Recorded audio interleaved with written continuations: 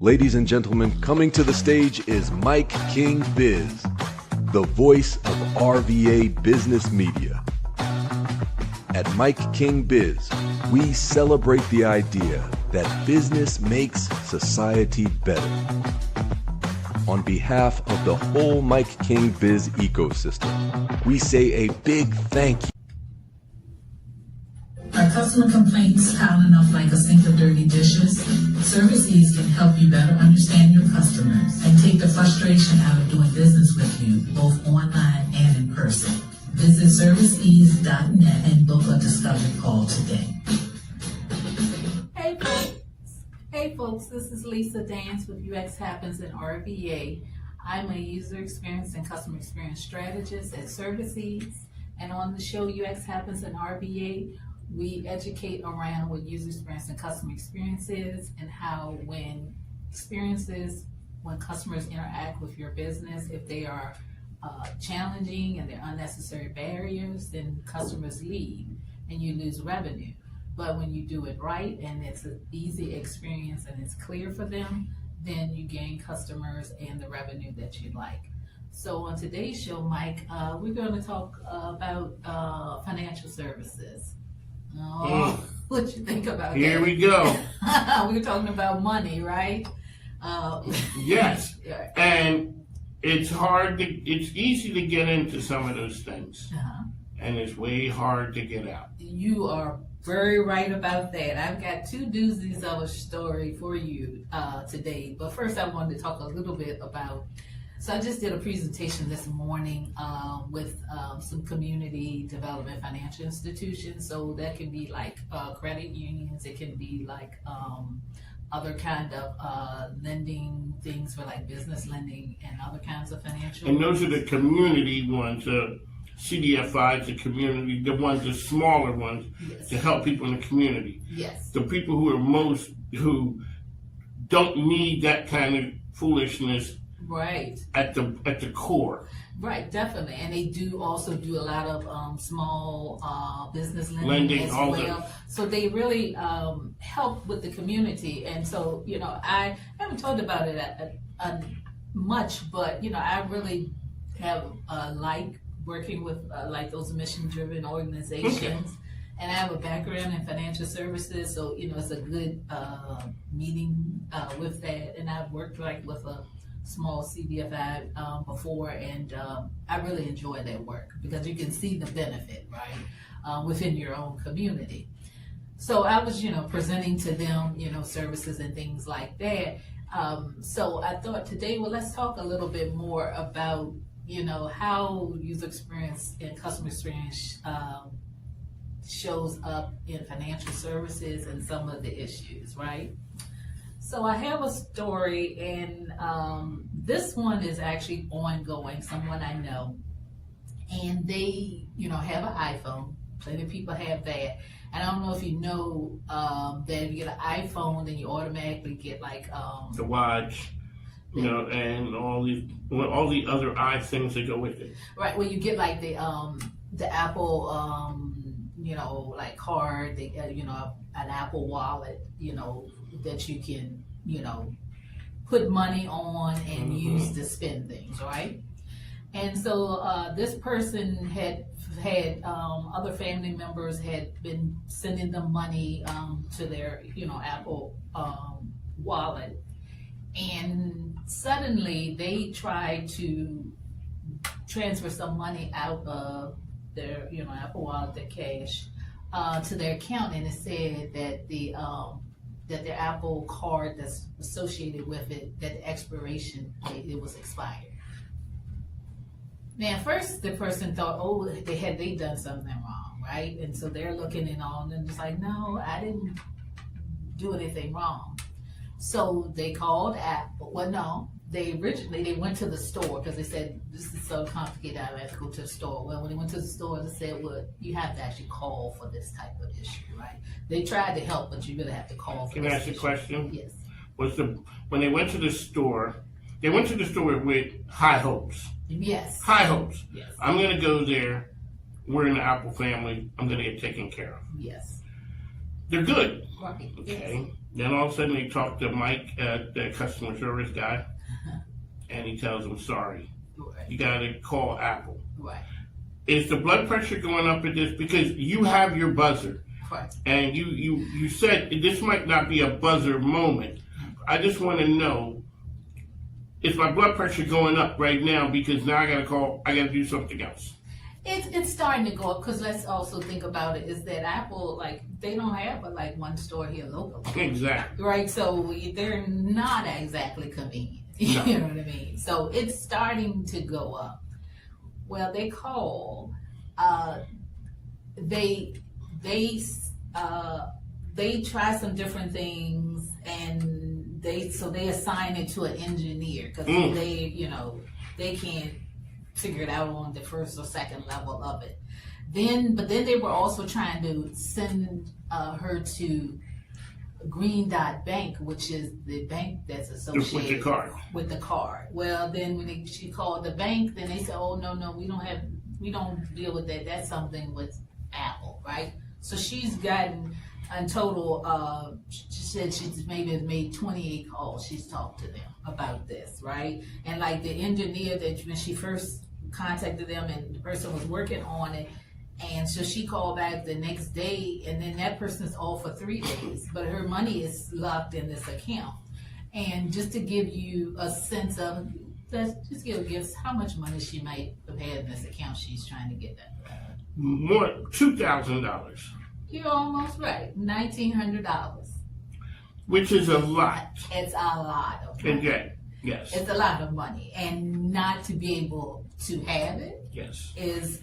In this economy, that's 1,900 is right. And now she was good with 1,900 before she realized she had a problem. Right. Now I went to the Apple store. I don't even know where's that at. In Short Pump? Yes. Okay, so now maybe I live far away, not a road there with high hopes. Right. I get there, didn't work. They told me to call customer service at Apple. Right.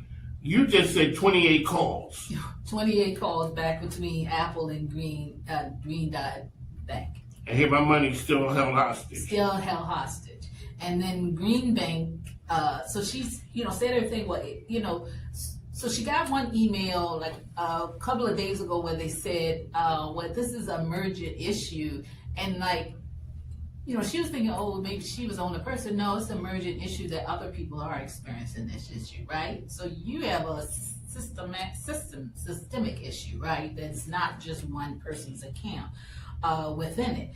And so she said, well, if the account is connected to my phone, can you just give me another card? Can you give me another phone? She's trying to think of all these. She's trying to engineer their issue. Right. No. With it. So then she should tell Green Dot Bank, well, can you just close the account and I get my money? Oh, well, that's going to take at least 30 days. Yeah, we're we're just not going. But they can look and see that nobody's using the card, that the money is there. Like something that may have been like a reoccurring charge that went through, but nothing else is going on with it. So the money is just sitting there, but she's not able to get her money. And I don't know.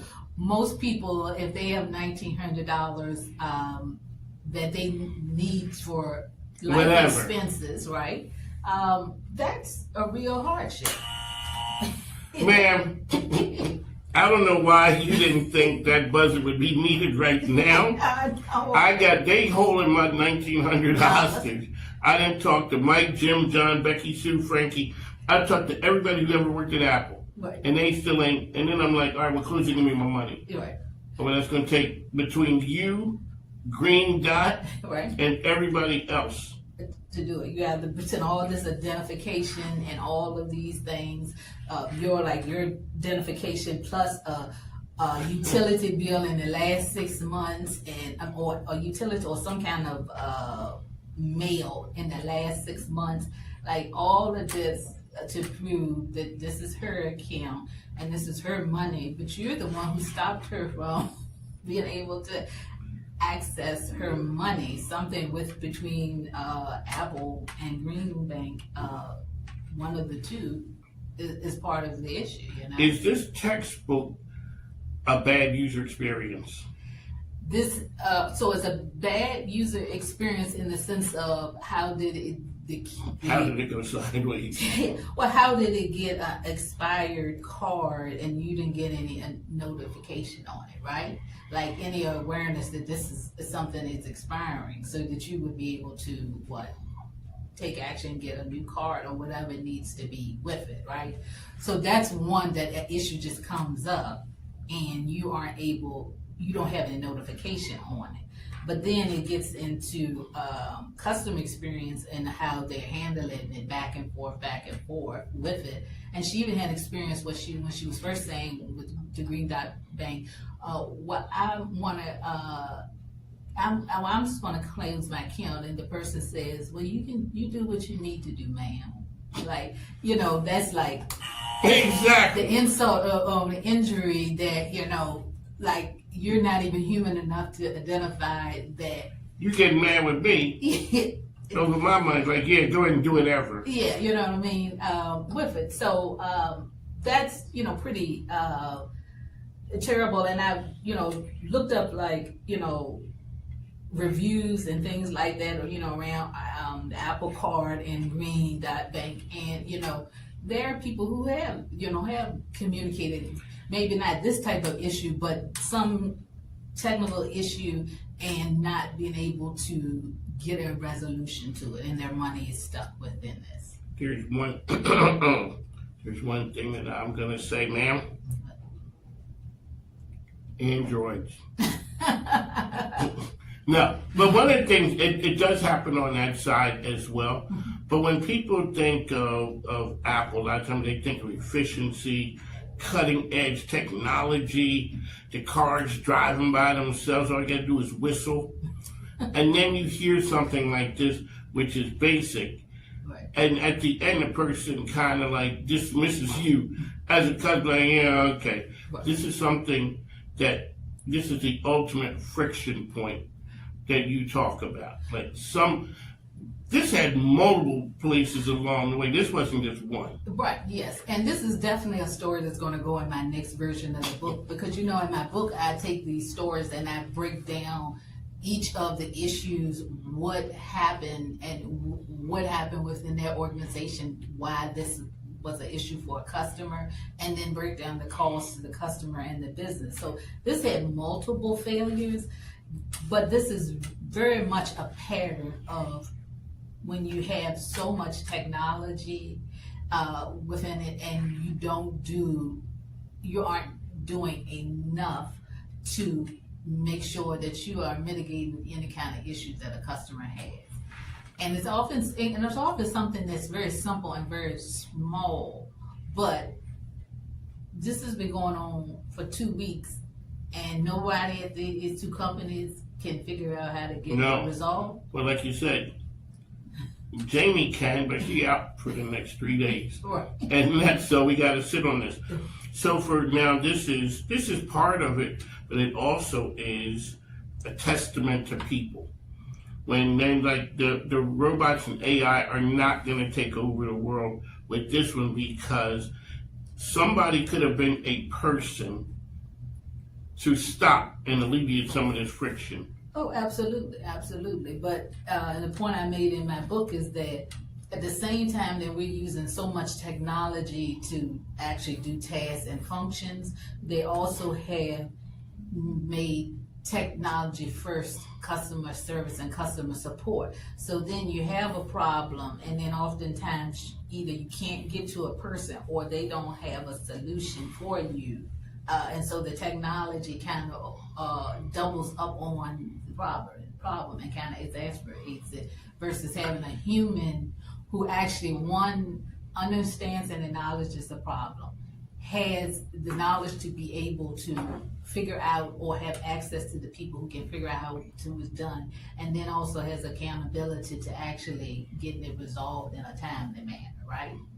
So in your book, you highlighted the problem, the fix, and then it was also the cost that was associated with that. Right. So when you're talking, like a friend was in here earlier, and she asked what you did, and I said user experience, and she looked at me and said, what's that?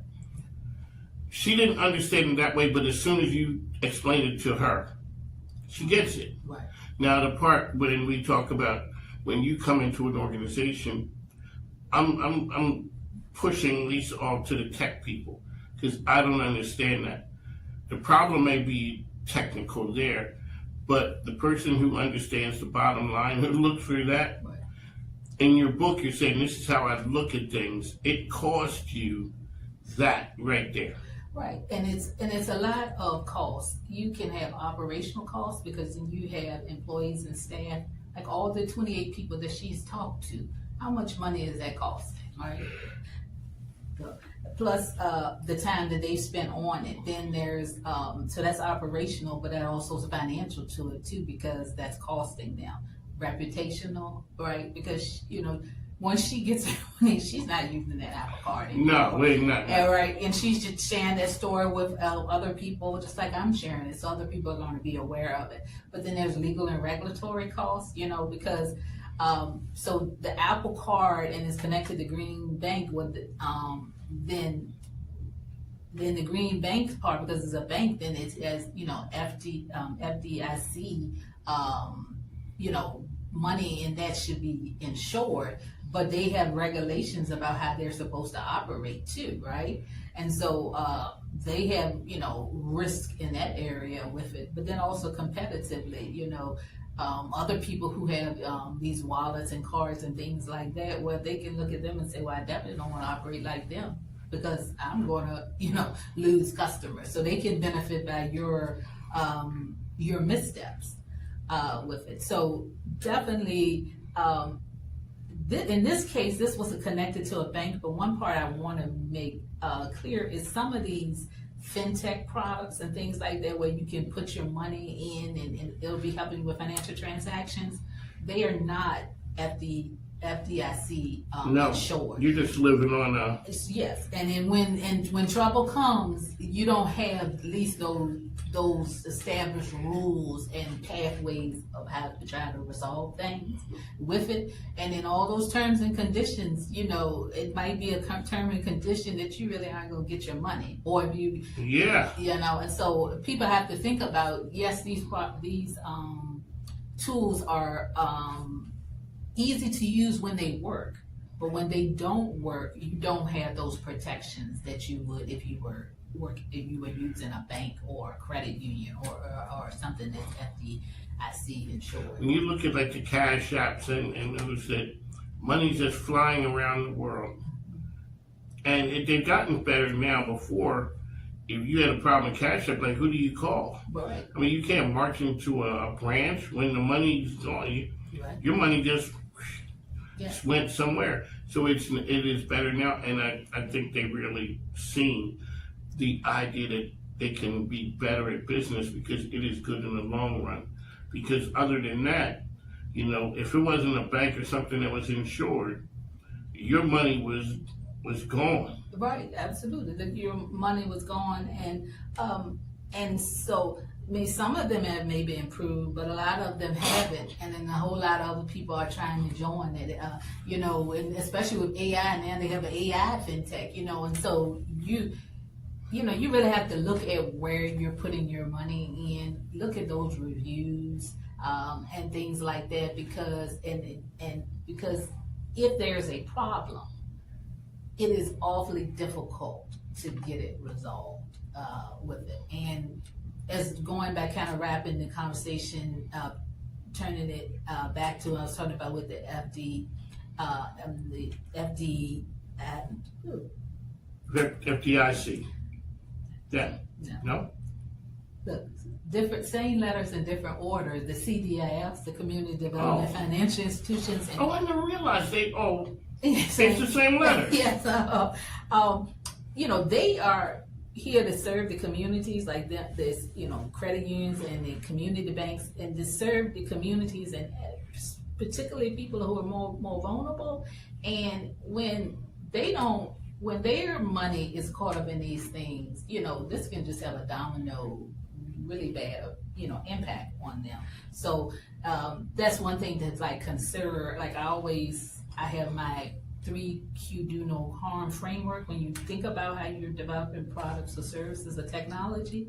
And one of the questions is about, well, how is this going to impact the most vulnerable? You know what I mean? Because it's all sounds good. I mean, not all sounds good, but people sometimes, sweep issues away and say, well, they can just call. But, people who work in 3 jobs, have children, try to go to school. I don't have 28 phone calls to make. They do not have 28 phone calls to make. Or they're in an occupation, they just can't use the phone at work when these businesses are open. So,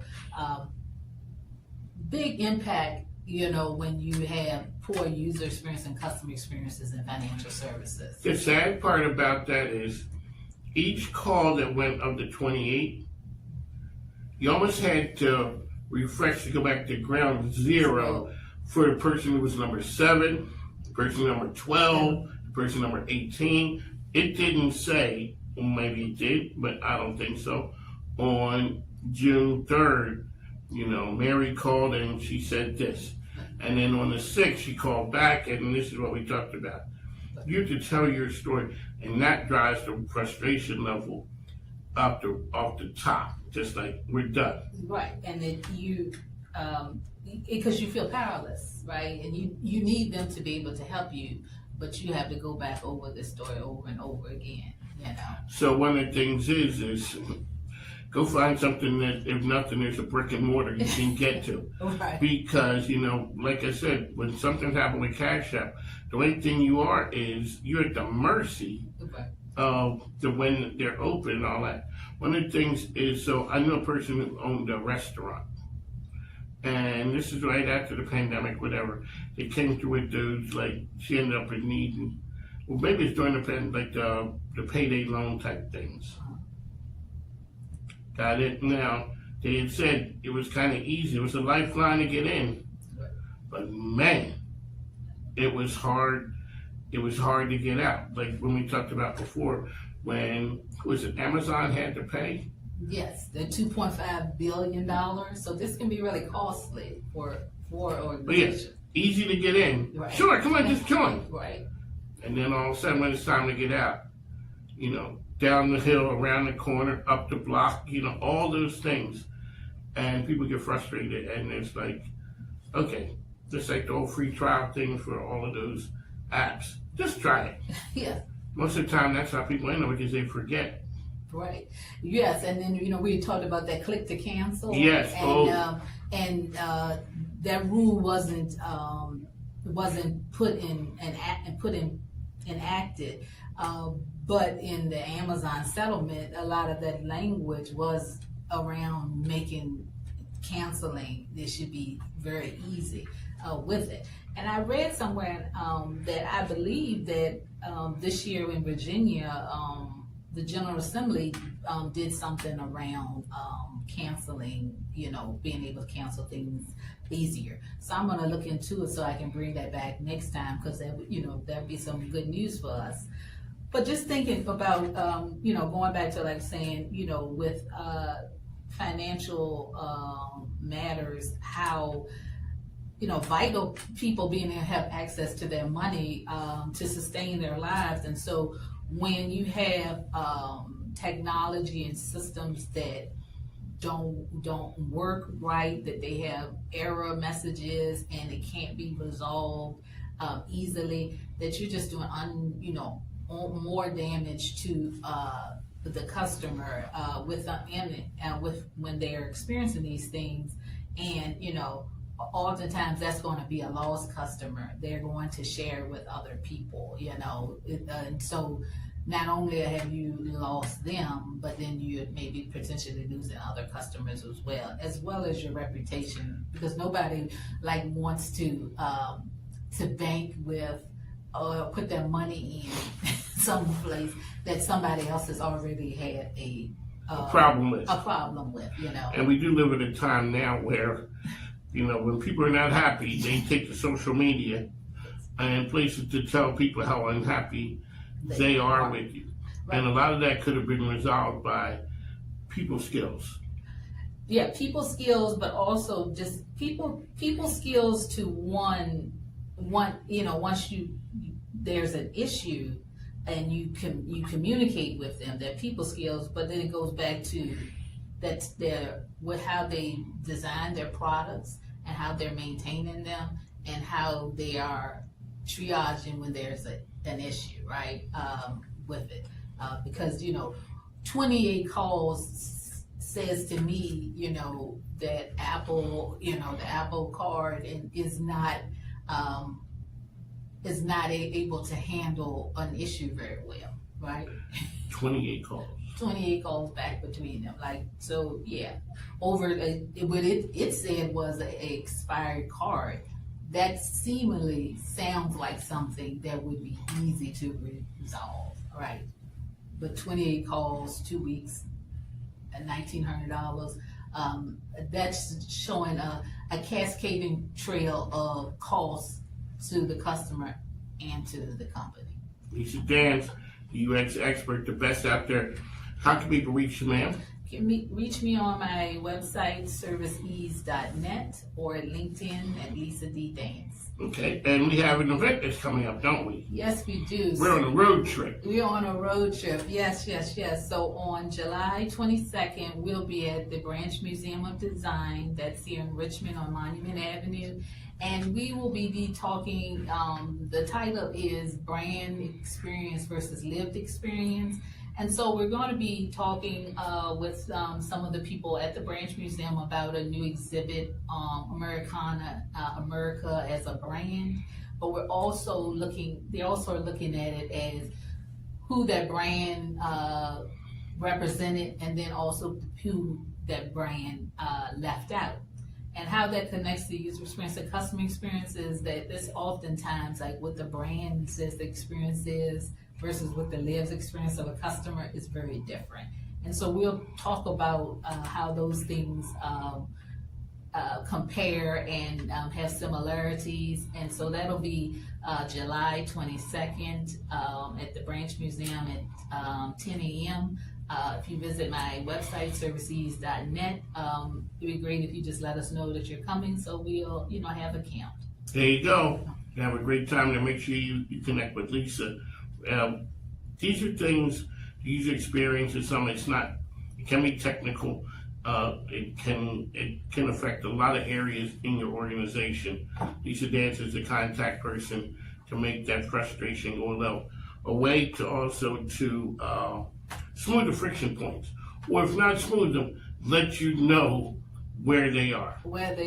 And prioritize them so you'll know what the impact of not doing them. Like a car inspection. Yeah. Like you pass, but these things are closed. Right. Yes. Don't show back up here a year from now and didn't do any of those things, because it's gonna catch you. Yes, definitely. There you go, Lisa Dance. Got anything else, ma'am? No, that's all. Just thanks for listening to UX Happens in Our. Should we do it? It's your call. Call Federal Credit Union, your best call for car loans. Hey there, little superstar. It's time to play. Grab your furry buddy. Let's go out today.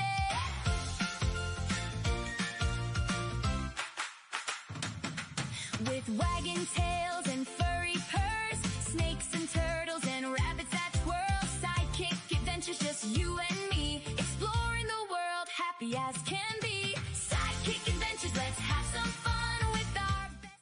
One of Mike RVA, as well as MIKEKINGBIZ. I got the man back in the building, so we left the light on. We even got a new location. And James found his way here. I totally moved up like George and Wheezy. Yeah. We got some new digs, but it's always so great when he is back in the house. See, I had to bring him in because you're just a man about town. Yeah, that's what they call me. Yeah, when did you so quick, tell them who you are, what you do. So my name is James Milner, and I am the director of Virginia Pride. Okay. And we had talked about some of the things. All right, so real quickly, tell people what Virginia Pride is, because it encompasses a lot. You guys do a lot of things and help a lot of people. Yeah, we do a lot. So, so Virginia Pride is a program of Diversity Richmond, but our mission is to help make the Richmond region safe, or help LGBTQ people in the Richmond region feel safe, seen, and celebrated every day that they go through their life. So we're known for Pride Fest, which is one of the largest LGBTQ celebrations in Virginia. That's happening on Saturday, September 12th. That's an annual celebration. But we do so much other work in the community through advocacy, through community partnerships, through events, through media opportunities like this to uplift and elevate the LGBTQ community here in the Richmond region. So one of the things, so when you were here before we talked about Pride Fest, you had an area for young folks. Yes. And that was a big thing. Touch on that and that part, because all teenagers, young folks have it hard. Yes. So, but then we add that onto it. Touch on why that was so important. So one of the biggest components of Pride Fest is our Allianz Youth Pride Pavilion, and this is something that we started back in 2015, just with a little small stage and a few little youth-focused vendors, and it's now grown into this huge stage of its own with dozens of LGBTQ youth and allied vendors, family-friendly and youth-friendly entertainment and activities. It's an awesome experience for LGBTQ youth, their friends, and their families. And we do that because, LGBTQ youth, as anybody that watches anything on the news or reads on social media, are just under withering attack, especially trans youth. And we want to make sure that they have a space that they can come in the midst of this large festival that is largely adult focused for a space of their own. One of the things people often ask me, like, what's your favorite thing about Pride Fest? And it's not the numbers of people that show up for me. It's when a parent walks up to me with their kid and says, this is the first time that we have gone out as a family since our kid came out to us. Thank you for creating this experience for us. That's what it matters. We can have 40,000 or we can have 4 people, but if that Youth Pride Pavilion made that difference for one family, it made it all worth it. So let's talk about the Richmond community. As I had said to you before, a person told me that the reason that it is attractive is because they felt safe and included in the city of Richmond. I guess a shout out to that goes out to RVA as well. Yep. Really making the area touch on how Richmond is viewed. Did you say Pride Fest is it the largest in the state? Hampton Roads Pride would disagree, but Okay, but we'll just say that we're one of, along with them. So, we're proud of that. We're proud of how Richmond shows up for that. And on top of that, so when you were here before, we talked about Pride Fest. Yeah. You had some heavy hitter names supporting and sponsoring that. We did. And so that means that companies are understanding the power of diversity as well as making sure that people feel seen. Well, corporate support of Pride is really important, and that has waned in the last couple of years under this administration with its withering attacks on DEI and using its leverage for companies that might have federal contracts to force them to back out of doing these types of things. But we still in Richmond are very fortunate to have some of our biggest employers that still support us. Companies like Genworth, companies like Bank of America, companies like CarMax, like CoStar, Dominion Energy. All of those companies are still standing with us, which is really important. And it sends a message not only to our broader community that these big companies that everybody knows in our region are stepping up to support the LGBTQ community, but it also sends a message to their employees that these are our values and this is who we are as a company. So I think there's a dual purpose in that kind of support. How long have you been around Richmond? So I moved to Richmond in 2009, so that makes this my 17th year in Richmond. Talk about what's the difference between 2009 and 2026? Well, that's the reason I got involved in doing this work. When I moved here in 2009, I had lived in DC and New York. So you had lived in big, diverse places. I had lived in big, diverse places where the LGBTQ community was really integrated into the fabric of those communities. And not only integrated into the fabric of those communities in those cities, but also they had seats at tables. They had power. They had economic power. They had political power. They had they were welcome in rooms that, that a lot of times people would have thought that they would have been excluded from. And when I moved to Richmond, it was a shock. It was a culture shock for me to move to a city where I would meet people out and realize that they were still closeted at work or weren't out to their families, or and the media wasn't covering us. Like, you didn't see the Richmond Times-Dispatch put an article about the LGBTQ community on its front page. Our media organizations kind of focused on the salacious parts of the LGBTQ community and not really the substance of the LGBTQ community. And so I sat around and I watched this happen over the course of a few years, and I was like, you know what? My mother's voice is telling me something in the back of my head. If you don't like the way something is, get involved and change it. Don't sit back and just complain. So I was like, what can I do? And I'd come from a corporate background. I'd come from an LGBTQ nonprofit background. I'd helped plan Capitol Pride in DC. And I was like, so I'm going to hook up with this organization called Virginia Pride. And that's what I did.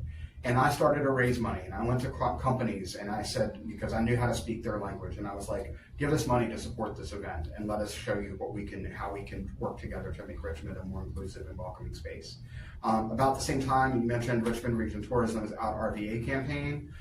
That got launched, which is an effort to make the Richmond region a safe and inclusive and welcoming travel destination for queer visitors. And so those two things kind of happened at the same time, and there was this massive investment in pulling together our community partners, our business partners, our civic leaders, our government.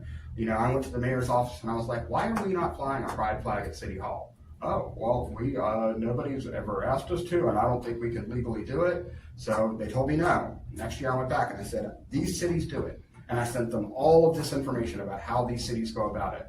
Sure enough, we got a pride flag flying at City Hall, and we have ever since.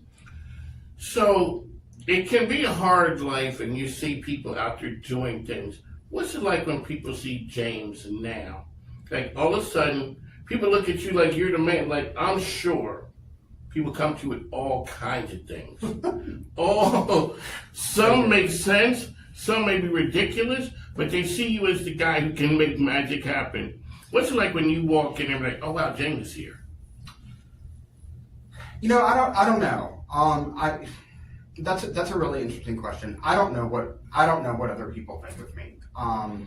I'm sure people have issues with how I go about things. Because I don't get everything right all the time. I make a lot of mistakes.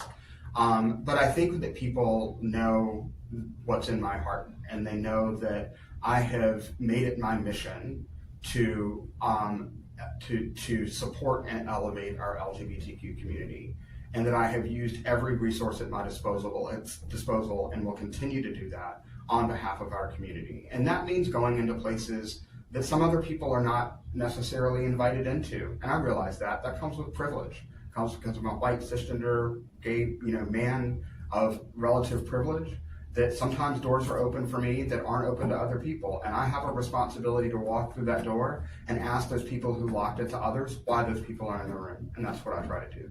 Ladies and gentlemen, James Milner here, rocking and dropping nuggets of knowledge on. That's what I'm talking about.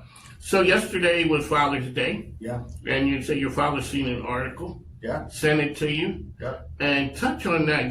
Tell us that story, and we can share it with the people. So, one of the things that I'm really fortunate about is that my coming out story was a relatively positive one.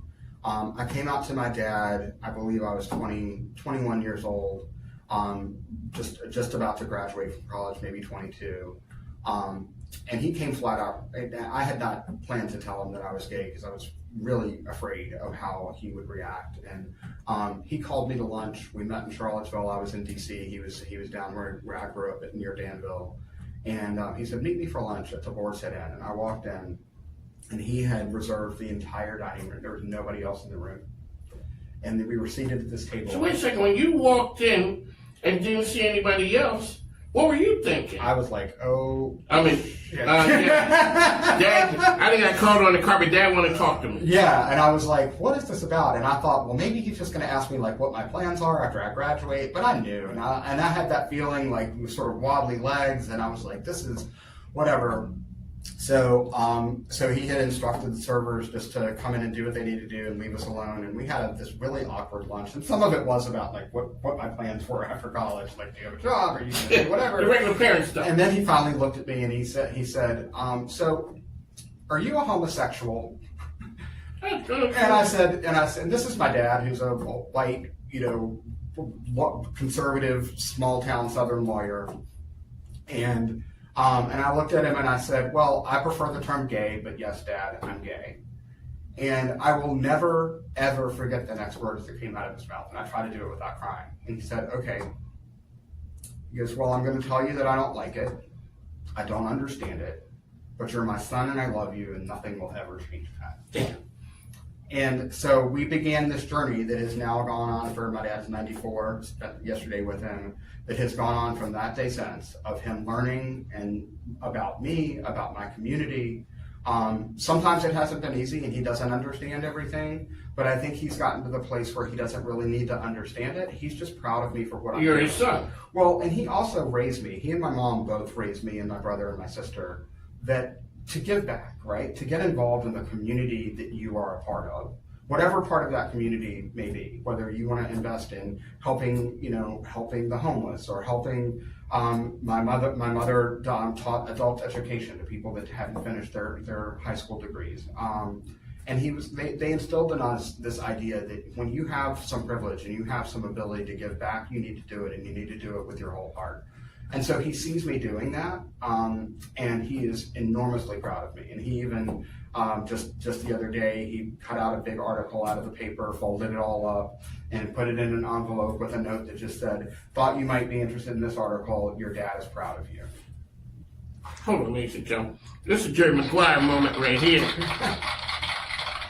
So when you look back on the things, the time you got here to now, what are a couple of things that you're like, wow, this thing changed Richmond, and it changed some of the views of Richmond people. You guys got the southern thing going on down here. I'm from up north. We don't operate in the same way as you guys do down in the south. Right. It's like all those things. Well, I think overall and generally, Richmond is now seen as one of the most LGBTQ welcoming cities in the country. Yes. And that's happened over the last decade or so. And I've been able to watch that in sort of alongside the work that I've been able to do in partnership with so many different organizations. So I think, Richmond is perceived that way. When I moved here in 2009, you didn't see pride flags hanging up in restaurants. You didn't see, certainly didn't see one at City Hall. You didn't see restaurants and businesses participating in Dine Out for Pride Week. There wasn't anything like that. And you didn't see, like we were talking about, these big companies investing in the LGBTQ community that they are a part of here in the Richmond region. And so all of that has changed. Just the other day, we got an invitation from Congresswoman Jennifer McClellan, who was going to hold a little roundtable to learn more about what's happening in the community. That stuff wasn't happening. We didn't have direct access to City Hall and the mayor and the city council like we do now. So going back to talking about where we didn't have seats at tables, we now have seats at tables in those spaces. Some of us do. There is still a lot of work to do because there is still, the LGBTQ community is still divided in terms of, I think, how it's accepted and how it is invited into spaces based on race, based on gender identity, based on gender. And we have a lot of work to do with that. So we're at Pride Restaurant. What is it called? Dine Out for Pride Week. Okay. Yes. I'm not an expert on all the locations, sir, but I kind of think one of my favorites, they may win. Now, I don't go to a lot of them, but Fat Dragon, yeah, I don't know. I think they're not participating, but maybe you need to call them up. We need to go back there because I have been there. Next year we need to get them to do that, but that's okay. That's okay. So Fat Dragon, for the folks out there, you need to come on home because the other times I had been there during the time. Touch on Dine Out. It started yesterday on the 21st and it goes through Saturday the 27th. So, okay. So Dine Out for Pride, this is the 4th year that we've done it. This is a partnership between Virginia Pride and the Richmond Region Tourism's Out RVA campaign. in which we ask restaurants to participate, and they create a special Pride-themed menu, usually consisting of a Tito's cocktail, a wine selection, a beer selection, a mocktail, non-alcoholic selection, and a food item. And then they donate $1 from any item sold off that menu that will be split between Richmond Region Tourism's Out RVA campaign and Virginia Pride. How many restaurants are there? So this year we have a record, this is our 4th year doing it, and this year we have a record 36 restaurants participating.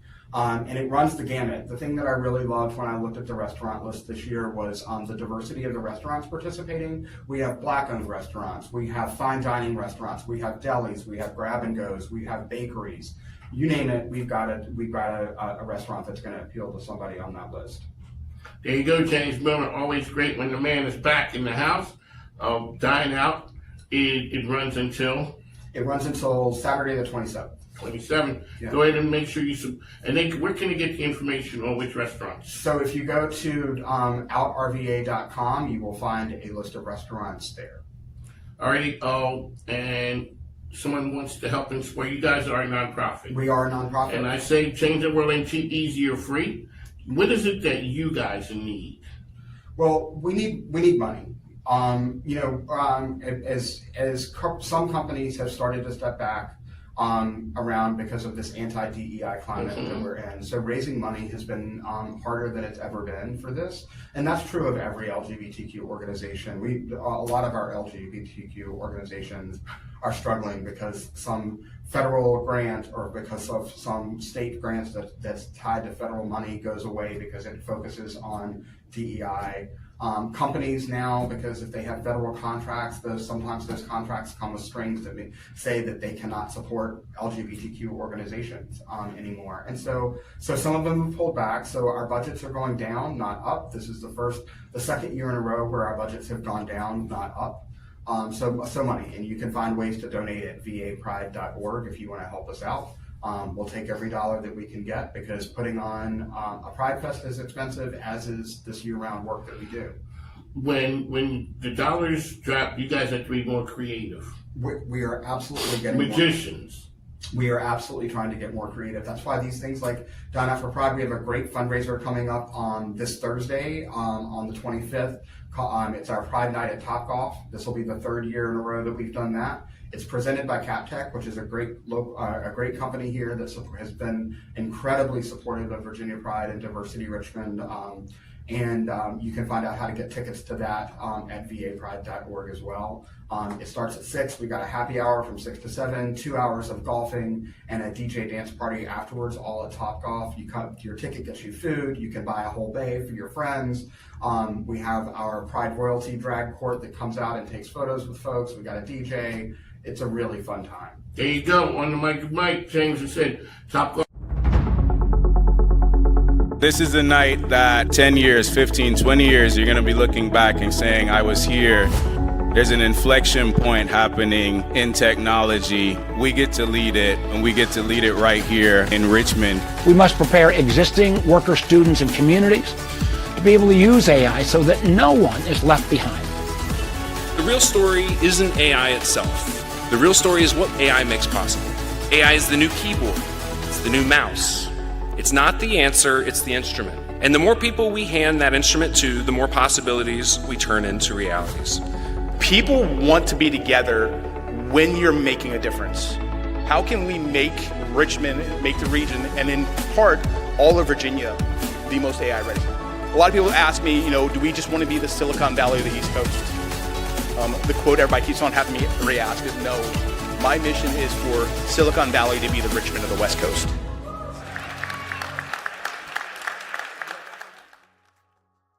At Jani-King, we get it. You need a reliable cleaning partner you can trust. With Jani-King, you're partnering with local business owners backed by over 55 years of expertise. Call or visit janiking.com today. Ladies and gentlemen, coming to the stage is MIKEKINGBIZ, the voice of RVA business media. At MIKEKINGBIZ, we celebrate the idea that business makes society better.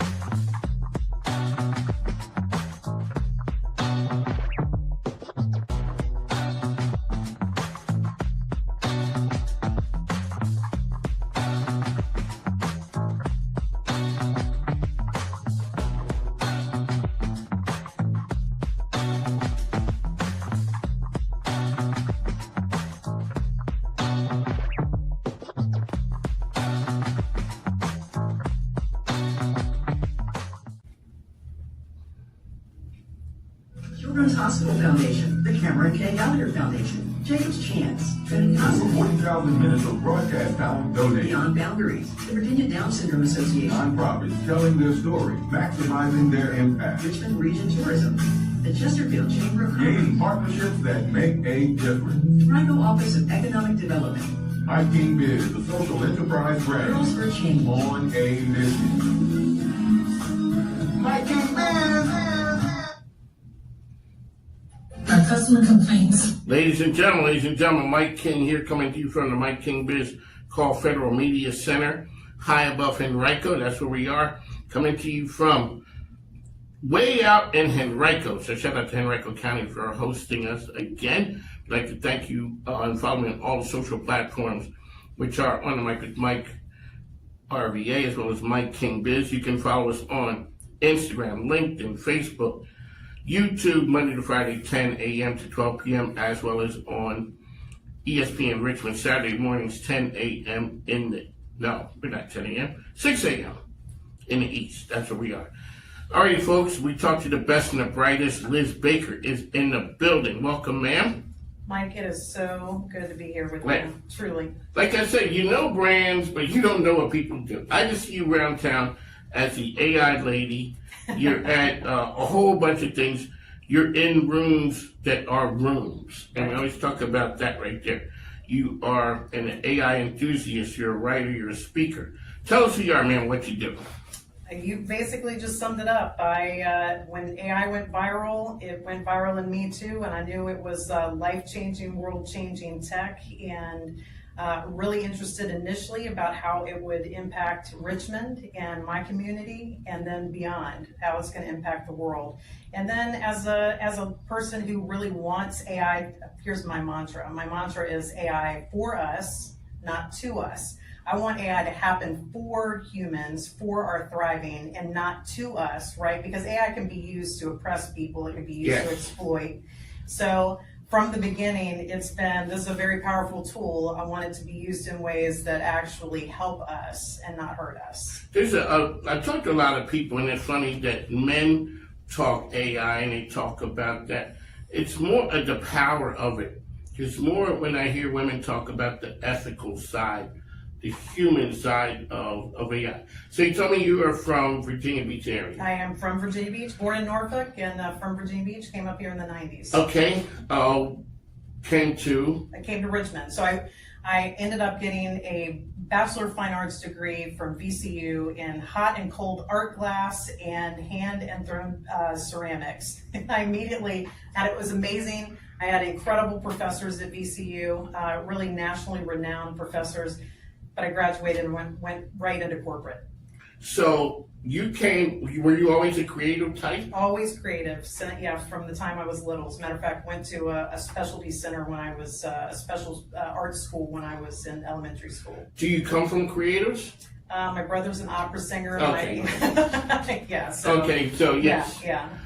Parents, were they creative? Actually, no. So my father was a professor. He's a earth science professor who teaches people how to do earth science. So he taught teachers how to teach. Okay. Which I think my love of both science and of teaching others and helping people to grasp concept and ideas probably comes from my dad's love of education. Okay. So he was a well-loved teacher. And then my mom we call her Thor Thunderhammer. She is, she's a beast of a woman. She's in the best way. She's just a real servant-hearted person and a real strong leader. So I'm sure I got some of that. One of the things, so my youngest son is creative. Right. When you're not creative, you guys are hard to deal with. So true. Because we want you to sort of fit. Right. And whether it is dance moves, calligraphy pens, cutting up clothes, singing, performing, all those things. And as a parent, we just kind of try to keep it. Yes. I think I would have been creative, but my dad kind of put the squash on me. Mm-hmm. With, like we did back in the... What do you think you're doing here, though? You're building. You are absolutely a creator. I see you as a creator. My sister told me, and we're almost 14 years apart, she goes, you turned into dad.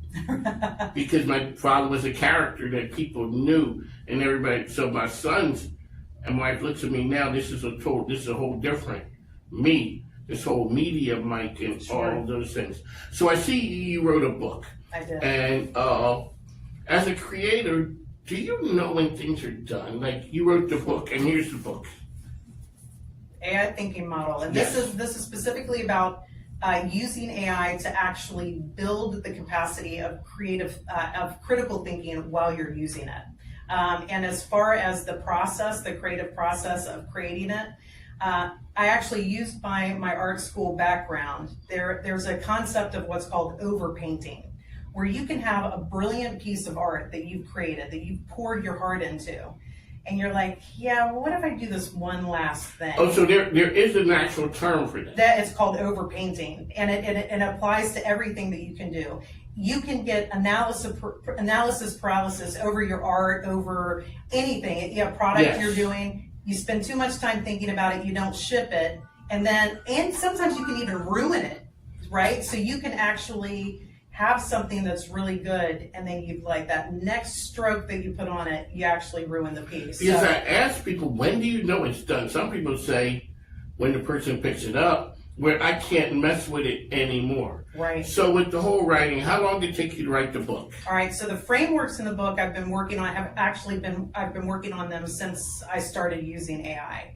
And then I created something called the AI thinking model over the last year and a half. And then to actually pull everything together with the help of AI, as far as getting my thoughts together as editor, helping me get it onto Amazon, it took me about 3 months. And I shut down my life. Seriously, I stopped going to, you said I'm in the rooms? Yes. I stopped being in the rooms for a while because the only way I could get it over the finish line was to say no to so much other so that I could focus my time specifically on it. One of the things that when we talk about AI or the power of technology, it's overwhelming. So I used to, being in the Army, I had a German sister-in-law.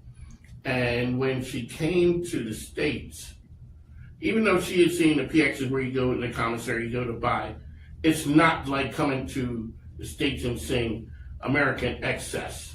Right. And she was like, wow, this is a lot. So it can scare people.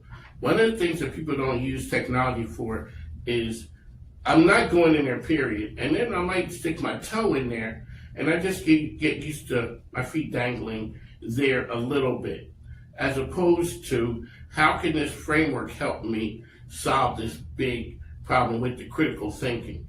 It can help me develop those ideas. It can help me develop an action plan, and it can help me implement that. Absolutely. But I'm totally scared because it seems overwhelming. It can be overwhelming, but actually that's one of the things, and I think I get this from my dad, we're talking about the teaching. I had a tech guy who works for Cisco tell me, he's on the board of directors of a nonprofit, came to my house, I showed them how to use the tool. He said, Liz, I talk to technical guys day in, day out, and they make AI complicated. He said, you're the first person I've talked to who made AI accessible. And he was off and running. So the best compliments that I've gotten about the book so far is that I was so generous with the advice, that it's very readable and very consumable. And as a matter of fact, one of the reviews I just got said that for people who are intimidated by the technology, this will help them to move forward in ways, and it gives them so many ideas that will demystify some of the things that they're concerned about. So you are an OG Richmonder who's not from here. Right. You've been here. I've been here since 1990. In the dark ages. Yes. And you look at, from a business standpoint, what would you say now? Like, what's the biggest difference that you see now? And when did you start to see that turn starting to happen? Oh, well, it's gotten, I feel like Richmond is getting better day to day. And as a matter of fact, people, my friends from out of town or friends who used to live here who have now left, get so sick of me saying we're in our renaissance. Like we're just, Richmond, like so much is happening. And I'll tell you a story about AI I tell people all the time. I went to a local networking event where they were talking about power usage for AI. And the guy I sat next to is a nuclear scientist. And he said, Liz, I could live anywhere in the world that I wanted to live and be associated with AI and power, but I chose Richmond, Virginia because of the cool things that are about to happen here in the next 5 to 10 years. So there's really cool stuff. And I tell you the other thing, Mike and I were talking about that we went to Will Melton's First Friday. That was crazy. Right? But while we were there, one of the things, I come to Common House or to the Black Irish Social Club often, but to be there on a Friday night and see Broad Street with so many people, so much activity, I haven't seen Broad Street like that in the whole time I've lived here. That is a major change. To see the city center vibrant, people excited to be down there, things happening, I'm loving it. So you are a Renaissance woman. You go back to the beginning of this whole AI movement. When Will Melton told me about that, it didn't resonate about what exactly it was. And he gets his little crew together, and next thing you know, it starts to take shape. Yeah. And that's when I started hearing and seeing you around town with this core of people. And it says, we're going to make Richmond the AI capital. Right. And that one, people say things all the time, and some people are open to hyperbole. Right. Right. And things don't happen. But you start to see this. Talk about that in the early days, before everybody got on board and saying this AI ready thing is really something. The early days, it was the core of you guys. Well, we just knew it. As I said before, the first time I tried AI, I knew. I knew that was life-changing tech. I had been in corporate tech optimization for decades before that. I was an optimizer of stuff, and so when I tried it for the first time, I knew that this was something special, that it was something different. And when I heard Will Melton's name and that he had talked to Mark Warner. Do you know the origin story? Yes. Yeah, that he had talked to Mark Warner, and Mark Warner had said, "Is your city, AI's coming, is your city ready for it?" And Will Melton was like, "No, it's not." So he came back and started that. I heard his name. I attended a call. I knew that it was going to have major impacts, and because I love Richmond, and because I want the people of Richmond to be prepared, not just be prepared for AI, but actually know how to use it and utilize it so that they can upskill, so that they can be more prepared for the future. I was all in. So I see you guys are operating out there. This whole women in tech thing, this women in AI. I see you rolling my partner, LJ Lori Jennings. Oh yeah, absolutely. And you guys talk about the women in tech and this whole movement. Well, I'm sure you know that women in tech are underrepresented, yes, especially in leadership. And we don't want that to be the case, because actually businesses don't want that to be the case either, because even though women are underrepresented in tech, they're also overrepresented in consumer areas. So they're the ones buying the stuff for the families. They're the ones who are building the community. You want them involved in this conversation. The other thing from the beginning that really stood out to me was that AI has the potential to disproportionately impact women's jobs. So women have a lot of administrative kind of process roles that can actually be replaced by AI. So my point is, let's get women in the conversation for a ton of reasons, and they should absolutely be leading the conversations, but also they need to be upskilling. They need to understand how it's going to impact the community. They need to be ready for it. So that's why I was passionate about getting women involved and saying, I don't care if you even like it or not. You may hate AI and say, I wish that the AI had never been a thing. It doesn't matter. It's still here. The cat's out of the bag. The train has left the station. It's coming. How are you going to deal with it in a way that is good for your community? Ladies and gentlemen, Liz Baker, the AI thinking model author, is here with us. When you look at the whole AI scene and people are afraid of it, the idea of it is, if you know the content, it is a tool. When you see something that is life-changing to organizations. So I back in the heyday, I used to sell technology. I used to be a sales rep for a technical company. And it was funny because a person would say, it is hard to find a technical person who can speak English, or you can find a person who is a salesperson who is technical enough to understand to start the conversation. AI has been in every part, it's coming into every part of our existence. Talk to business owners and let them know don't be afraid. There is opportunity here. It is not as dreadful as you think it may be. Well, I'll say it's not even as dreadful. I can't tell you many organizations that I've walked into the organization and had, and almost every organization that I work with, especially, you know, within the last couple of years, had people who were maybe 2 or 3% who were early adopters who were really. You're an early adopter. Right, I'm an early adopter. When stuff hits the street, I'm into it. I've always been visionary. Like, I'm just like, I like tech. I'm interested in it. I'm interested in the future and how it impacts people. But I go into organizations and we start the conversation and they're like, I don't know about all this. I've heard all these things. By the end of the conversation, they're excited. They are starting to see the opportunity. And there's a famous biblical quote that says, without a vision, the people perish. If you don't know what something can do and you've only heard the negative of what it can do, or as a matter of fact, today, my brother called me. He was sitting with a thoracic surgeon who had tried ChatGPT to plan they're trying to go to undeveloped regions and actually put medical people on the ground. And my brother said, you should try ChatGPT to help you with the planning of the trip. And the guy said he tried it, he hated it, it didn't work for him. Well, he didn't know he didn't know the questions asked. So you got a thoracic surgeon who's a brilliant guy who doesn't yet know how to interact with AI in a way that will get him the results that he needs. But once he learns it, he's going to love it. So you think that is what really holds people back? They don't understand the correct prompts. They don't understand what to ask. Well, and that's what this is about. Not only that, and I bet you don't know this. I'm sure. I bet you don't know this. I thought the reason I delayed on the book was because I thought people were going to I thought it was going to be intuitive. But there's a way to set up AI, ChatGPT, Claude, Gemini, Copilot, all of them. There's a way to set up the personalization where you define your perfect business partner, your perfect partner. And you say, I want you to work like this.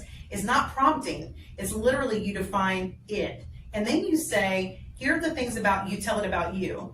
Here's who I am. This is the stuff I've done. This is my mission, my vision, my goals, where I'm headed and where I need to develop in critical thinking. I want to be wise. I want to be a great leader. I want to, be a connector. I want to be the best I can be. You can actually configure your AI so that every single time you talk to it, it's developing that in you. And so that's why it's a change. It's beyond prompting. It's you're creating.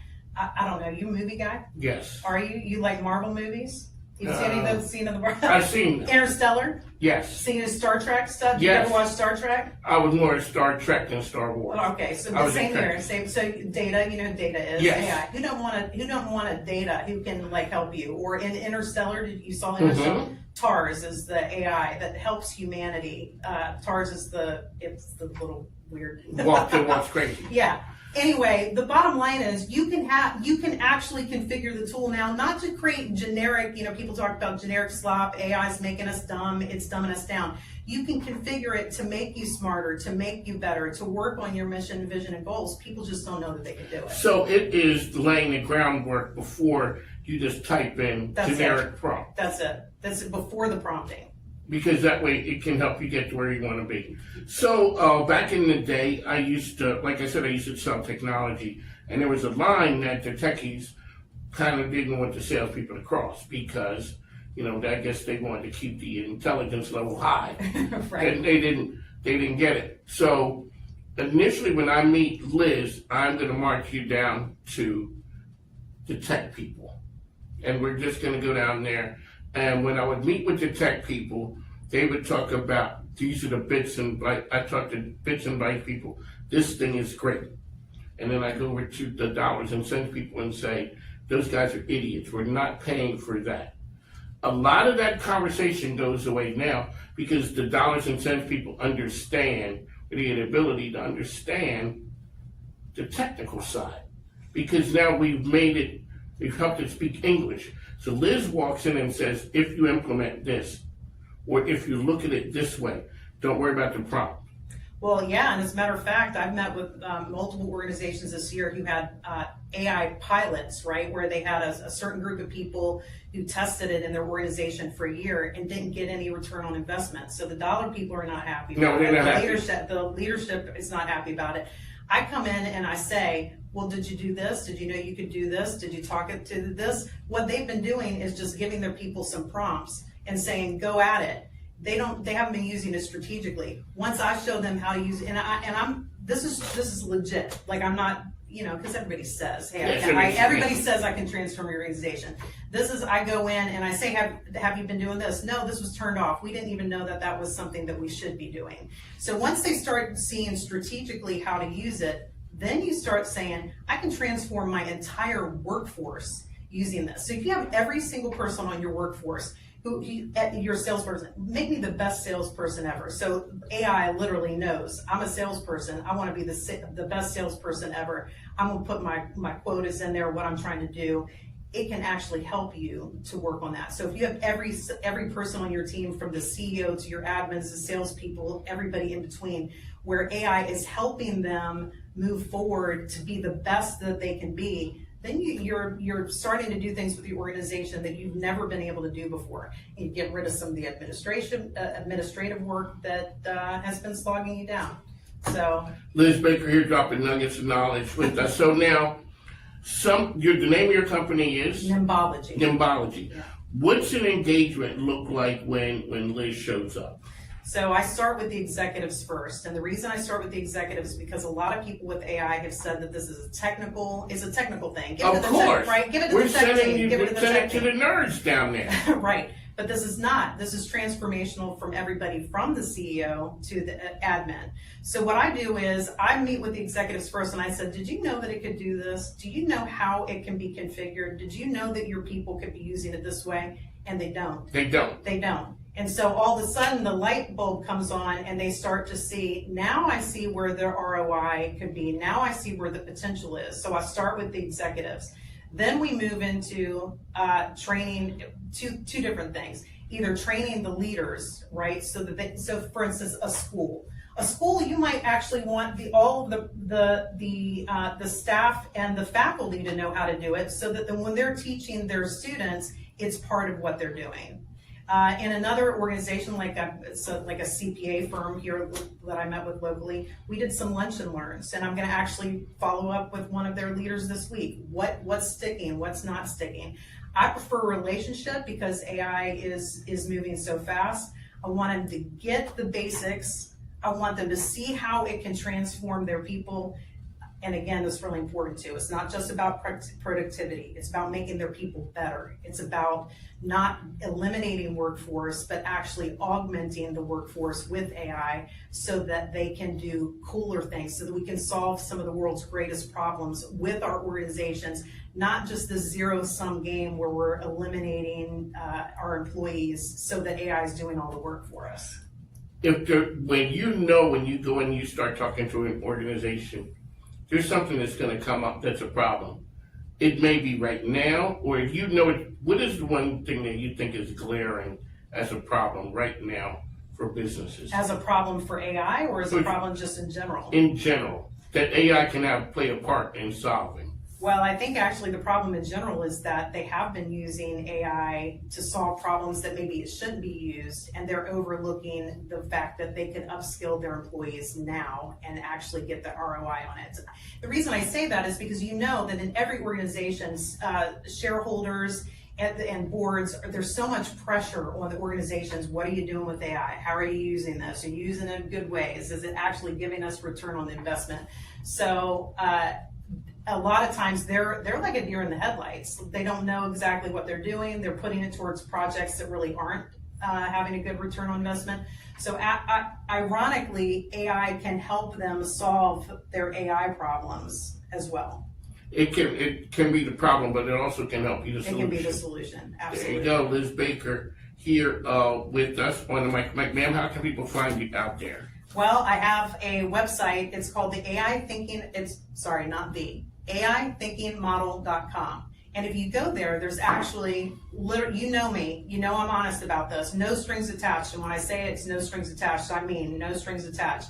There is a configuration tool that can help them to configure their AI in a way that's more strategic. Just like we were talking about earlier, tell it how you want it to act, tell it about you. So that can actually walk them through. There's a link to Amazon where my book is, and of course they can contact me directly through that site if they have additional questions or concerns. People want information about AI Ready.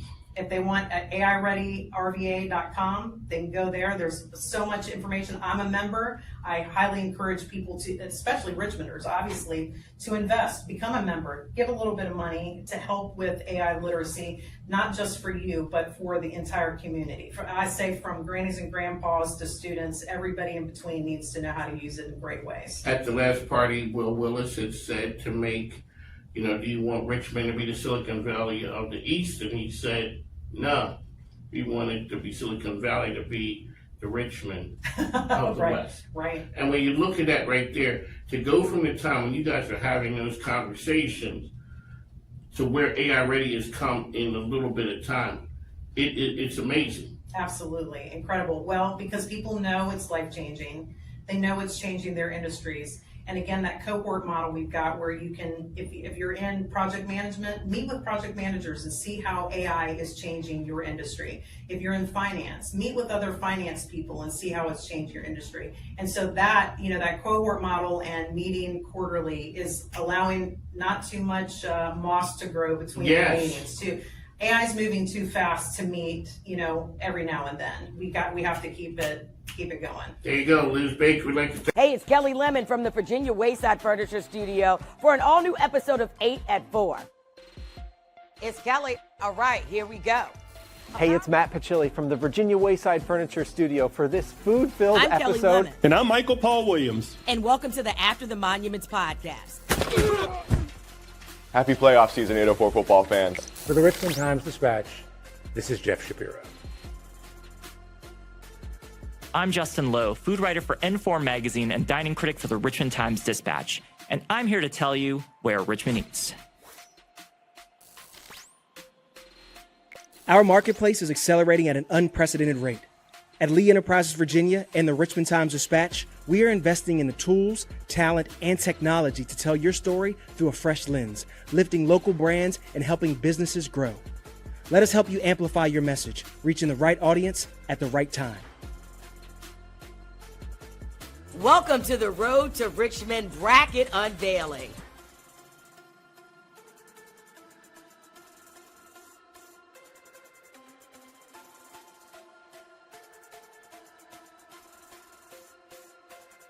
I think if you don't understand financial literacy early on, you're starting in a hole. We're trying to set the mission that we are growing our credit union through the youth. We want to provide education, the products, the services, and all the resources they need to make financially healthy decisions. Number? We're a Google Premier Partner, which means we're in the top 3% for what That means we do. you guys are a big deal. We are a big deal. We're a big deal. Big! Like big. Huge! Yeah, huge deal. Like the bestest of the best. And explain, so like I said, your friend, my friend, Anna Soden was in today. And boy, she was singing the praises of the page, like the reason why. And boy, she, like you said, people have been hanging around you. The Google Business Profile? Ooh, Lord. Yeah, she's been to a few of my workshops. We hang out at BNI together, so she's been exposed. You're in that group too? Uh-huh. Oh, I didn't. What's the just other guy? I mean, he's not a realtor. They build homes. He has the hair that goes like that, like a little. Oh, like a dorsal fin? Yes. Okay. I don't have a home builder. He's in my not. group. They're not. So you're in that same group? Like a investor? No. Are you in the same group that Anna's in? Yeah. He told me they're not a home shred. That's an investing company. Is that what they are? Yeah. Oh, okay. They like a land investing for Yes. development. Something. Oh, Land okay. That's what he development. was talking about. Home tracts Yeah. of homes. Yeah. Gotcha. What is so the idea of it? The Google Business Profile, and she said the importance of that. She says that it is working when you're not. It is out there in the internet, just grabbing and. Yeah. You're like, yeah, of course. People are looking for you, and if you don't optimize that thing, there's a good chance that they're going to find somebody else. But if you have a well-optimized Google Business Profile and you engage with it on a regular basis by adding posts, replying to reviews, all those sorts of things, Google rewards you for that engagement by sending you more leads. So, and she even used your classic example of street. Oh, she did? Yes, I heard that one. Explain I'm what you mean by very well then. Yeah, you're the Pied Piper out here in the streets talking about the Google profile page. Cool. Okay, explain to people what exactly that is. So, I mean, the Google business profile is basically like a modern day Yellow Pages listing for your business.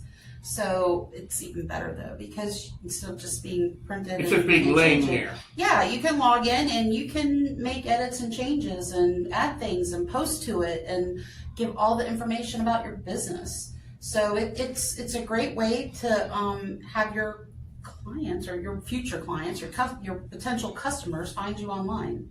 So the idea, but your information, your content needs to be consistent, because a lot of times we shortcut, so if I say it's 123 Main Street, it better be 123 Main Street ST. Yeah, you're talking about your NAT, your Yes. name, address, and phone number. It needs to be Google likes matchy. Everything needs to match perfectly or exactly. So if you have ST, as your official mailing address, like instead of street, then you need to put ST on your website. You need to put ST on your Google business profile. Just like if it's drive, DRIVE, instead of DR period, then you need to have that consistently across all your platforms. So yeah, your website, your social media, your Google business profile, everything. It needs to be consistent everywhere, because Google is constantly scraping the internet, and it needs for it to match up for it to make the connection.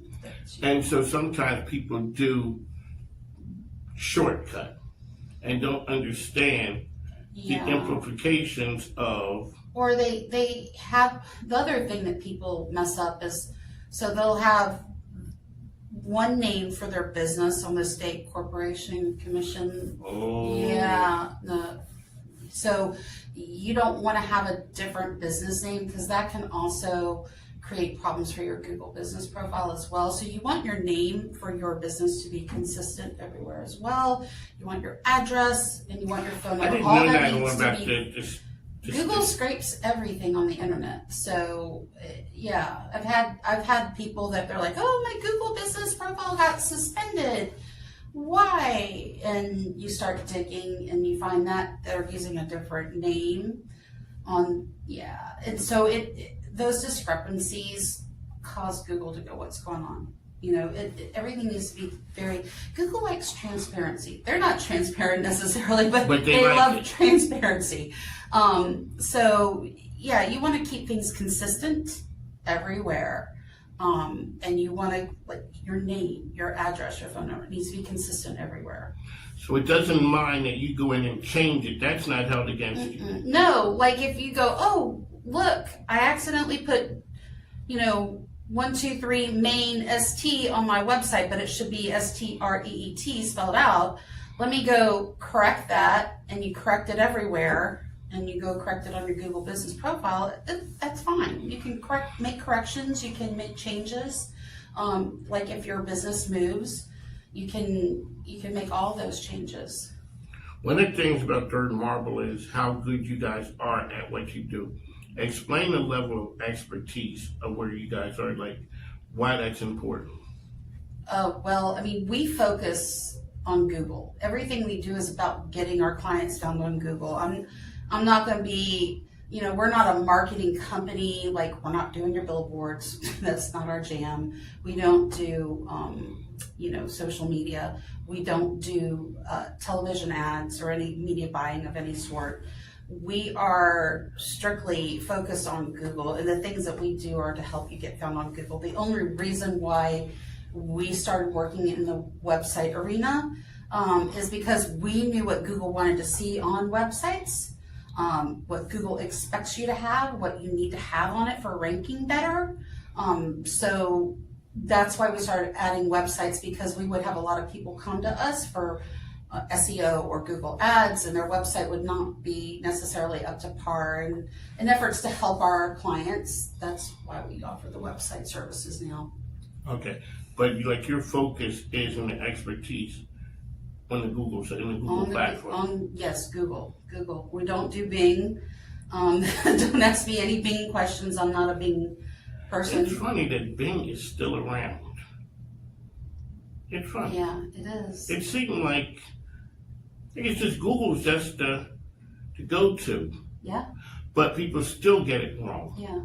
And people ask me questions all the time that I'm like, look, I am not the LinkedIn lady. I'm not the Facebook femme.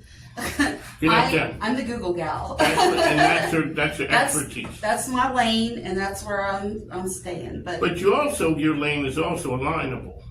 Well, that is also, that is also, I am a connector. I connect. You are a connector. But that's not like. You know some people. Yeah, that's but why not connect people and bring people together? One of the things that I think, obviously advertising on Google is a great way to get your business found, but another way to get your business going is meeting with other business owners and getting to know them, and y'all can collaborate and help each other. And I love connecting people, in the efforts to, create those kind of bonds and relationships to help each other grow. So, yeah. Lizzie Morrow, the Google gal. Ma'am, how can people find you out there?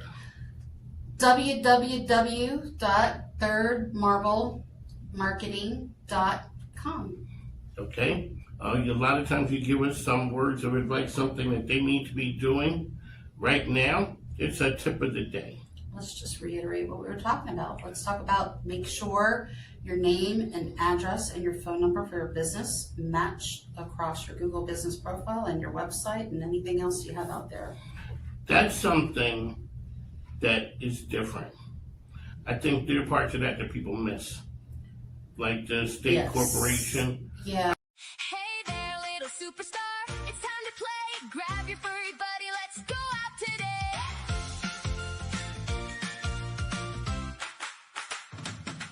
With wagging tails and furry purrs, snakes and turtles and rabbits that twirl, sidekick adventures, just you and me, exploring the world, happy as can be. Sidekick adventures, let's have some fun with our best friends. The day's just begun.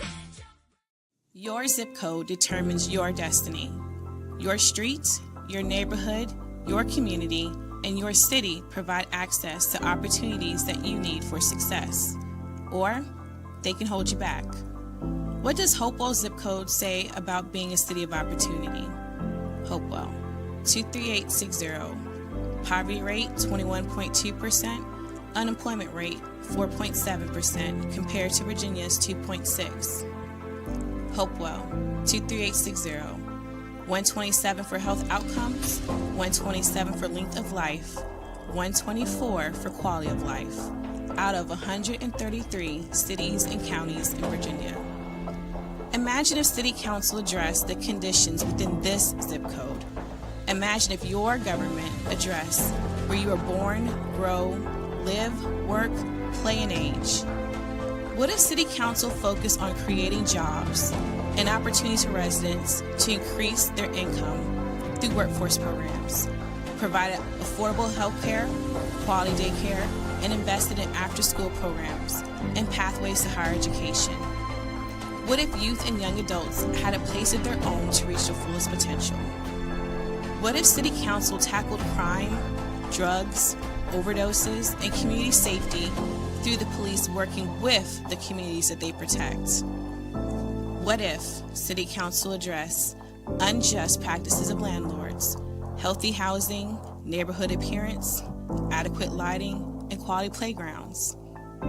What if City Council found solutions for paving roads, fixing sidewalks, preventing flooding, and creating a walkable and bikeable city?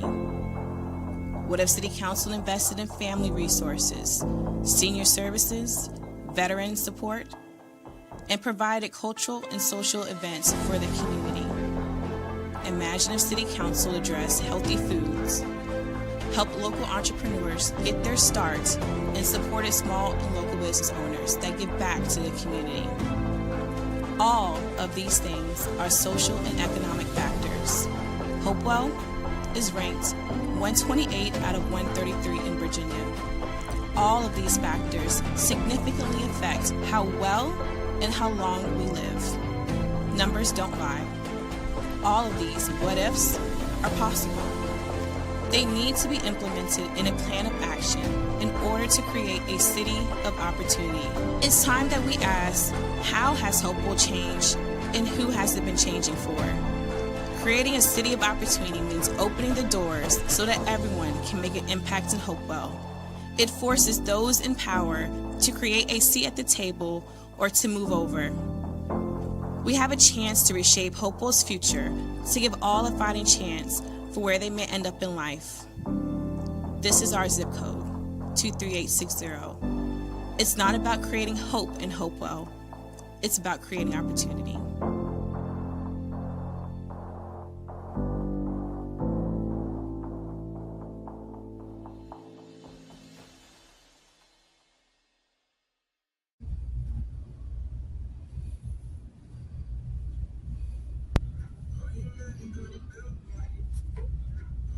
You got a belt like me. I ain't mad you got a belt like me. I'm the last of my kind. Grew up on the back road, baby. I know how to survive. Been out with the young guns blazing, so you better not try. You'll never find another like me. I'm the last of my kind.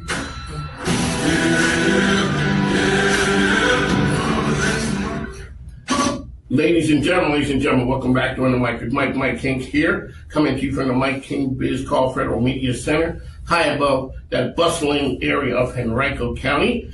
You can follow me on all social platforms, which is On the Mic with Mike, as well as MIKEKINGBIZ. Alrighty, I keep my ear to the ground, and you start to hear things that are happening, big things happening. We're talking about in the world of adoption and foster care. We'd like to thank my man Ben for bringing it to our attention. That is Ben Bruce. So welcome to the program. You were coming to, or you can follow us on all social platforms, on MIKEY RVA as well as MIKEKINGBIZ, Monday to Friday, LinkedIn, Facebook, Instagram, YouTube, 10 a.m., 12 p.m. That's where we are. Sir, welcome to the program. You were not Ben Bruce. Ben Bruce said he didn't roll in here solo. He said, I got the person in charge. The man who's making that. You came all the way across the state, correct? Yes, sir. There you go, ladies and gentlemen. We're importing folks. So you didn't even need a passport or a visa? Let me just roll on a bit here. You know what? A couple of weeks. You know, that's the way to do it. Tell us who you are, what you do, sir. Yeah, my name is John Morris. I'm the president and CEO of Hopetree Family Services. We've been in the Richmond area for several years, probably more than 20 years now. Okay. We started off as the Baptist Orphanage of Virginia back in Salem, Virginia, back in 1890. So we've been around over 135 years, bringing hope to children, to families, to adults that need hope. We're in some tough times now, with however you look at it. You guys also deal in adoption, foster care. And I said to you before, sometimes people don't do that because they think perfection is needed. Dispel that myth for me, sir. Absolutely, Mike. I mean, there's a great need for foster care in the state of Virginia. There's over almost 6,000 kids in the state right now that are in the foster care system. And there are so many families that think that they have to have a great big house, or that they have to have this much income, or that they have to have everything figured out. And really what kids need is just someone who's present.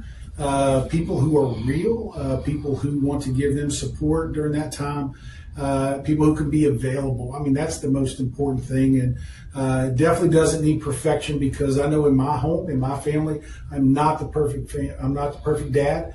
I want to be the best dad possible. Of course, I love my children, but we're not perfect, and so they just need someone who's present, and depending on the house, the amount of space. The biggest thing they need is availability. One of the things we look at and we hear of, foster care and adoption, we're here in the Richmond area. Does it change? You go around the state. Is it different in different areas, or kind of like the problem is the problem? I think there's a lot of similarities, across the state, but there are some differences in areas. For example, I live in Roanoke, and our Roanoke has one of the largest needs for foster parents in the state. In certain areas of the state, there's different reasons for why the issue of foster children are coming into care. For example, in certain areas of the state, the opioid epidemic is really impacted certain families in certain localities more than others. But I think overall, when you look across the state, there are some similarities. I mean, they are hard times these days. Families are struggling in a lot of ways, and these children are impacted. And so when they come into care, and there's so many different ways they can come into care. When they come into care, they have experienced some trauma. They have experienced some things. The things that we try to provide at Hopetree more than anything is, number one, stability. We try to provide a place of belonging, and we try to empower those individuals to lead the lives that they want to do. And we have many different programs that they can get the stability, the belonging, and the empowerment that they need. But I think that there are some differences, but there's a lot of similarities. One of the things whenever I have leaders in, I ask them, how do you instill good culture in an organization? That's one part. The other part for folks in your world is, like counselors, you hear tough things and you see hard situations. How do you make it so that doesn't stick to your people? I always say, who takes care of the caregiver? Because the caregiver won't stop. I married one, and at times it could get to be on the fisticuff side, telling them, hold up a second. Because, they're looking at all the problems in the world, and they're here to fix it. So how do you set the culture so that, one, you take care of your people? You set a good culture for the organization. On the other side, how do you make it so that your people don't get burned out? Yeah, I think that is a very hard balance. For us, as far as culture, it all starts with our mission and our core values. So our mission says that through God's love, we foster hope. That's the first half of our mission. And so that means we as clinicians, we as caregivers, we have to take care of ourselves first, because it's hard to show the love of God if you are burned out and if you are just weighted down with what is going on. And so to work at a place called a Hopetree, you have to be able to foster hope, to bring hope to people that might not have it at that point, Our core values, number one is ministry, and it means we just go above and beyond in service to others. Our second core value is people, meaning that everyone has dignity. Everyone deserves our respect. We want to treat everyone with that love. Number three is excellence. It means that we are always striving to get better individually, but then also collectively as an organization. Stewardship is our fourth core value, and then accountability is our final. And so we live those. We say that everyone needs to live those core values if we're going to have the culture that we want. But then the balance to that is that we need to allow people to take care of themselves. One of the things that I love about the ministry of Jesus is that so many times he took away to take care of himself, to rest. And we've got to do that because there's so much need out there. The trauma that our kids and our adults go through, our families experience, we take that weight on ourselves as social workers, but we've got to be able to have a good balance, work-life balance. We've got to be able to rest, but then keep committed to the mission, because I look at it as it's purpose over passion, right? Oh. I mean, with passion, you can do something for a while, then that passion goes away. But when you are called for a purpose, then you can keep pressing in the face of adversity, understanding that God's going to work things out for good. You ever been a minister? Well, I'm a deacon. Okay. You know what, ladies and gentlemen, come from a long line of preachers.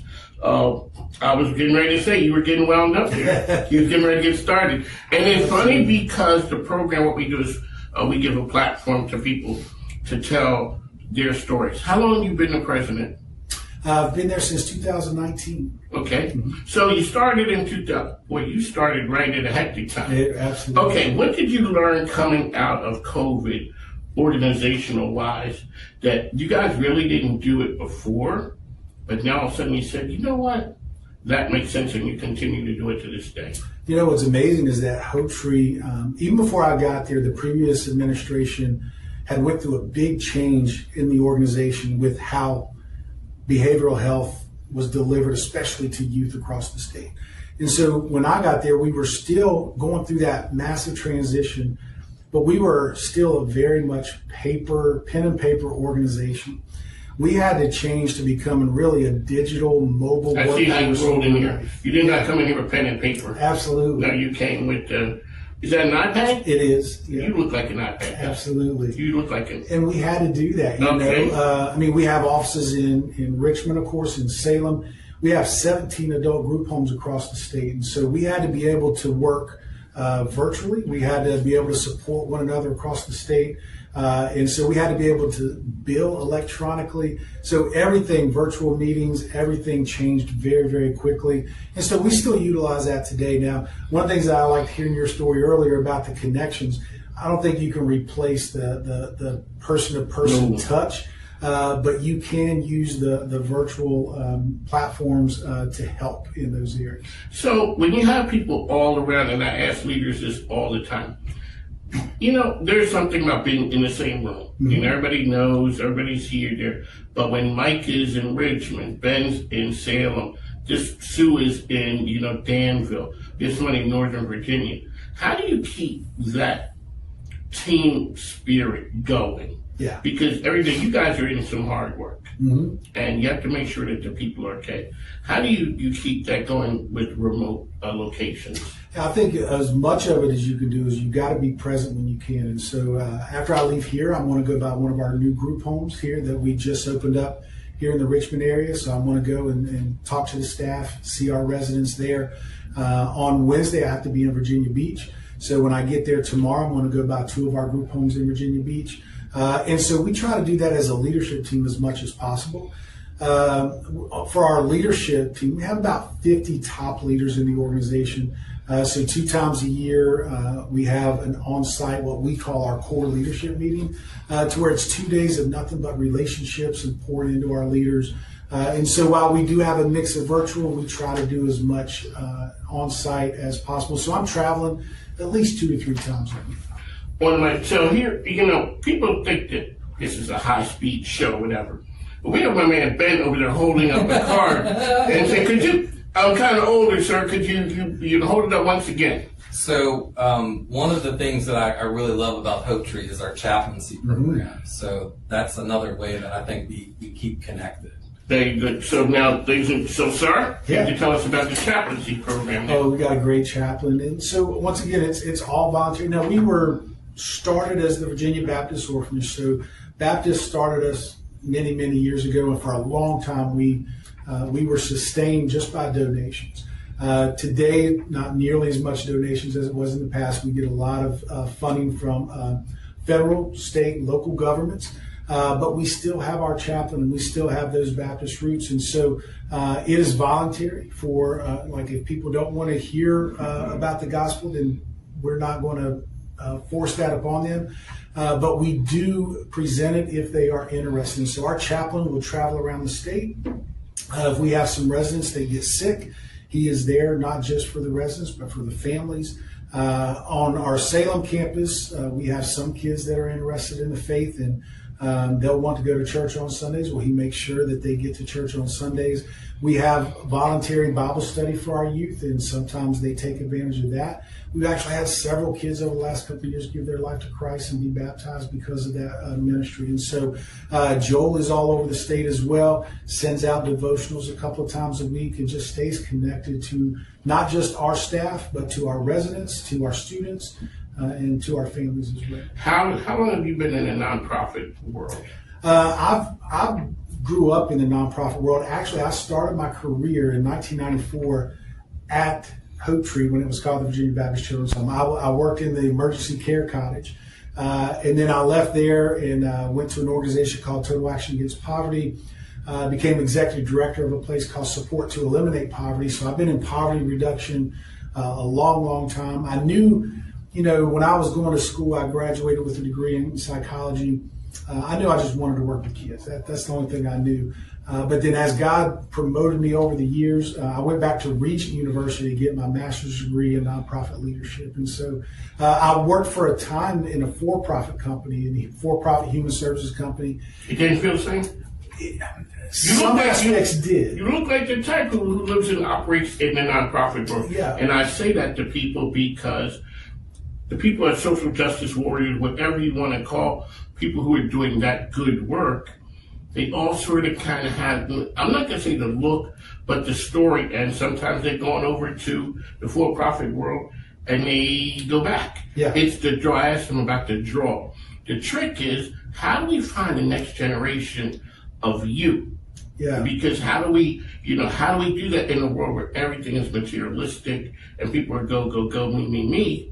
We have to find that next generation of people who are understanding and caring. You know what's interesting is I think leading a nonprofit is just as complicated as leading a for-profit. For sure. You know, and so there's some people that think it's less than, and so I need to be successful over here. Well, the challenge is there in a nonprofit. I think what's different for me with a nonprofit is there definitely is a soul to it. That mission is everything. The history is so important, but the ability to make decisions on the human aspect and not just on the financial bottom line, I think is a huge draw. For example, we have some services that lose money, but the impact that they make on the lives of families and children, we're like, we don't want to lose those. And then there's some programs that the loss might be too great. But when I was in the for-profit company, if there was a service line that was not profitable, yeah, you had 90 days to correct it. If not, you had to start shutting it down. And so we don't have to do that here. We can be much more thoughtful. We can invest in more things for our staff that when I was with the for-profit company, we just couldn't because there was no ROI attached to it. And so now if we want to make this the best place that anybody's ever worked, then we can invest in that if we can show that this is helping us achieve that goal. How can people get information about Hopetree? Well, I think they can go to our website, HopetreeFS is in FamilyServices.org, HopetreeFS.org. We have an office here in Richmond. We're actually down in Midlothian. We're actually getting ready to move to a brand new office. We've been expanding over the years. Where are you guys moving to? We got your communications expert here. Yeah, we're going to be moving to the Winchester building on Midlothian Turnpike. Okay. Yeah. One of the things, what is it? So you guys provide a lot of services for people. What is it that Hopetree needs, and how can we help you in the Richmond market? You know, I think there's a lot of ways to help Hopetree. One, we just want to be able to talk to like-minded people that support this work, whether it's through foster care adoption, whether it's through serving adults with intellectual disabilities, whether it's working with whole families to try to keep those kids from coming to the foster care system in the first place. You know, if this type of work interests you, we would love to talk to people. Of course, there's people that donate to us and that are wonderful financial partners with us. We couldn't do it without them. There are some people that say, hey, you know what, I might want to be a foster parent. You know, well, we would love to be able to talk to you. Or, you know, maybe I don't want to work with kids, but I have space in my home that could serve as a sponsored residential provider for an adult with intellectual disabilities. Well, we could work with you then. Some people might just want to volunteer. You know, they might not want to partner with us long term, but they want to volunteer. I think any of those individuals, or there's some people that you might know somebody that's been looking for foster parents. I think we do a great job in our foster care program because we want to provide that support to those parents. And so we are with the parents on a regular basis with our training, with our support, to make sure that the road is as easy as possible for them. So I think those areas, those ways, you know, would really be a benefit to our organization. Alrighty, one last time, how can people reach you? You can reach us through our website, HopetreeFS.org. You can reach out to me personally through that website. My email address is listed on there, as is all of our leadership teams on there as well. Well, you've heard them on the mic. Make sure you get out and support our good friends at Hopetree. You'll be seeing me around with Ben, be at some of the events that we have. Support them any way that you can. So, been listening to and viewing on the mic with Mike King here, coming to you from the MIKEKINGBIZ call. Are we really doing this? It's your call. Call Federal Credit Union, your best call for mortgages.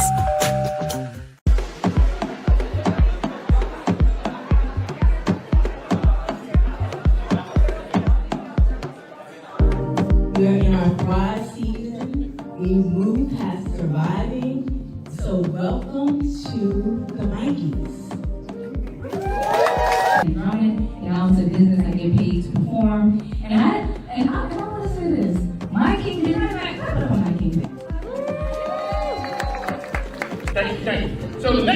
up is Jenny Kirby. And this is her house, folks. This is the house. This is the house today.